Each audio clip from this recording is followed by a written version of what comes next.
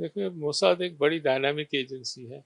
उसने इसराइल की सर्विस में बहुत सारी ऐसी इंफॉर्मेशन दी है और ऐसे बहुत सारे अटैक्स अवॉइड किए। कभी कभी ऐसे हो जाता है कि नहीं डिटेक्ट कर सके, जैसे हम लोग बॉम्बे में फेल गए, right? वैसे कई जगह पे फेल होते हैं। सी एक गोरिल्ला अटैक्स जो होते हैं ना, वो बहुत मुश्किल है डिटेक्ट करना हर हर बार एजेंसी के लिए। और इस बार ऐसा हुआ कि वहाँ हॉलीडेज थे, सुकोत के जो उनका फेस्टिवल है, और साबत भी थी उस दिन। तो सारे लोग नॉर्मली साबत में घर में रहते हैं, सोते रहते हैं देर तक, प्रेयर्स करते रहते हैं।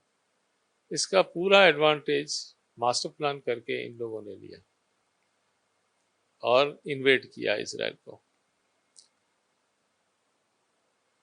ह्यूमन राइट्स के हिसाब से और यूनाइटेड नेशंस के चार्टर के हिसाब से एक इन्वेजन आर्मी के भी कुछ असूल होते हैं कि आप किसी लड़की या बच्चे को नहीं मारेंगे, आप किसी लड़की पे अत्याचार नहीं करेंगे, आप वुमेन को हाथ नहीं लगाएंगे। जो सामने वाला आर्मी है उसको कैप्चर भी करोगे तो उसको प्रॉपरली ले जाओगे। हमने तो 80,000 सोल्जर्स कैप्चर किए थे बांग्लादेश में, है? किसी एक सोल्जर ने ऐसा नहीं कहा कि हम मुझे ह्यूमिलेट किया गया, कि वो एक बार सरेंडर मीन्स सरेंडर, बात खत्म होती है वहां पे। यहाँ ये सारे नेव फेंक दिए गए हैं और अत्याचार हुए लोगों पे, और काफी लोग मर भी गए उसमें। सर एक बात ये भी आ रही है कि जो हॉस्टेजेस बनाए जा रहे हैं, बच्चे हैं, महिला है, पुरुष, क्योंकि जिस तरह से ले जाया जा रहा है, तो क्या मानते हैं इसका यूज इस तरह करें कि जो आतंकी अभी दूसरे पकड़ेंगे तो उसको छुड़ाने के, क्या आप क्या सोचते हैं? मैं मानता हूँ कि वो इजराइल गवर्नमेंट तय करेगी, राइट। मैं तो उतना कुछ एक्सपर्ट हूँ नहीं कि वो लोग क्या पॉलिसी लेंगे। मुझे एक फिल्म याद आ रही है, रेड ऑन एंटेबे, जहाँ इसराइल जाके अपने हॉस्टेजेस को छुड़वा लाया था युगांडा में सालों पहले। तो वो इसराइल गवर्नमेंट कितनी स्ट्रांग रहेगी मुझे लगता है, और प्रोबेबली ये ट्रेडिंग पे झुकेगी नहीं। मुझे इस पर पब्लिक ओपिनियन बहुत ही इसमें कि कॉम्प्रोमाइज एट नो कॉस्ट। क्योंकि भारत, अमेरिका और कई कंट्रीज ने सपोर्ट किया है, क्योंकि वो ये भी कह रहे हैं कि उनका राइट्स है अपना देश या अपनी जान बचाने का, सी तो हर एक का राइट्स होता है, हर एक कंट्री का राइट्स है कि वो अपने सिटीजन्स को बचाए, किसी भी फॉरेन अटैक से या इंटरनली कोई कॉन्फ्लिक्ट से। तो इसराइल का भी राइट है।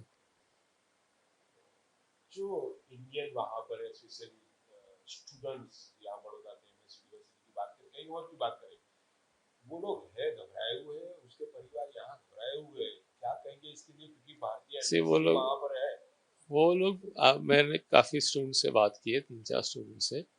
वो लोग डेफिनेटली घबराए हुए हैं, मैं ना नहीं बोलता, क्योंकि ऐसा माहौल है कि कोई भी इंसान घबरा जाएगा।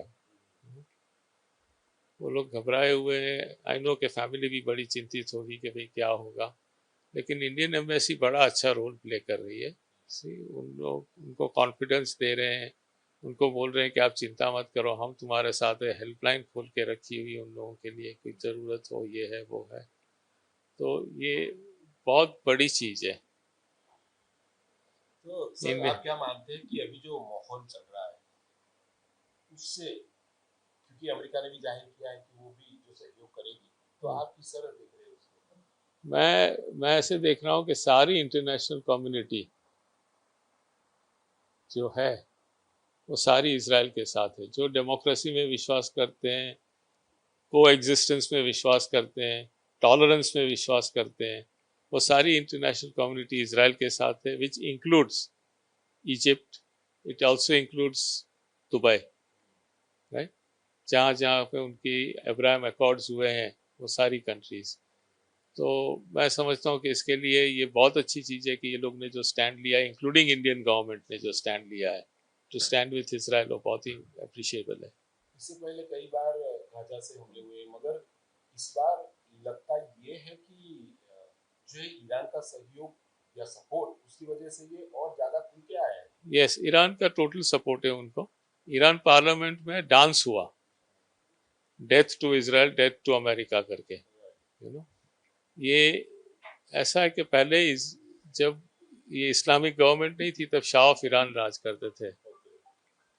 शाह ऑफ ईरान के रिलेशंस बहुत ही अच्छे थे इजराइल के साथ, बहुत ही अच्छे थे। अभी शाह की गवर्नमेंट गई बाद में,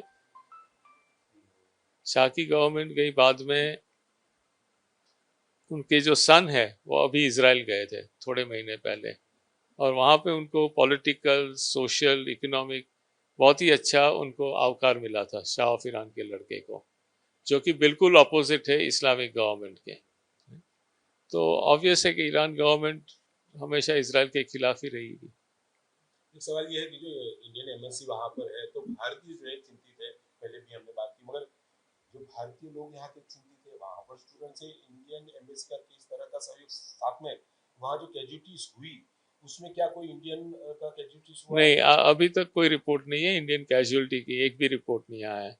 और दूसरा कि इंडियन एम्बेसी ने अपनी हेल्पलाइन शुरू की है 24/7, और वो लोग हेल्पलाइन के छोड़ के भी जितने भी भारतीय वहाँ पे उनको फ़ोन करते रहते हैं, उनको पूछते रहते हैं कुछ लग रहा है आपको, कुछ कहीं पे कुछ है, पूरा वो लोग प्रॉपरली मैनेज कर रहे हैं। जितने से भी मैंने बात की उन्होंने कहा कि इंडियन एम्बेसी का रोल बहुत अच्छा है। मेरा आखिरी सवाल सर, क्या देखते हैं आप, क्योंकि बेंजामिन नेतन्याहू जो प्रधानमंत्री, उन्होंने साफ बात की है कि इस बार हर बार की लड़ाई होगी, fight to finish. See, Israel बहुत ही इससे वो हो गया है, एक पब्लिक ओपिनियन बहुत स्ट्रांग आ गया है कि वंस एंड फॉर ऑल इसको फिनिश करो। पीस टॉक्स जो चल रहे थे सऊदी के साथ, उसको उसमें ये ब्रेक लग गई।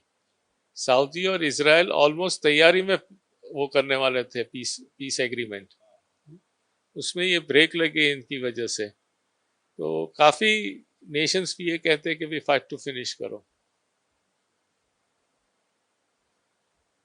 एक और जो रशिया और यूक्रेन वाला तो अभी निपटा नहीं है, ये हो रहा है, तो मतलब वर्ल्ड वाइड आप क्या देखते हैं कि तो वॉर का सिचुएशन शुरू हो गया लगता है? मुझे लगता है कि रशियंस यूक्रेन छोड़ देंगे अब, बिकॉज लोकल लोग टायर्ड हो गए हैं ये वॉर से। और मुझे लगता है कि इवन जो आम अरब है या आम पैलेस्टीनियन है, राइट, वो भी थक जाएगा इस वॉर से, सारे लोग थक जाएंगे। मुझे नहीं लगता ये कोई वर्ल्ड वॉर जैसी सिचुएशन हो, अभी तो नहीं लगती मुझे।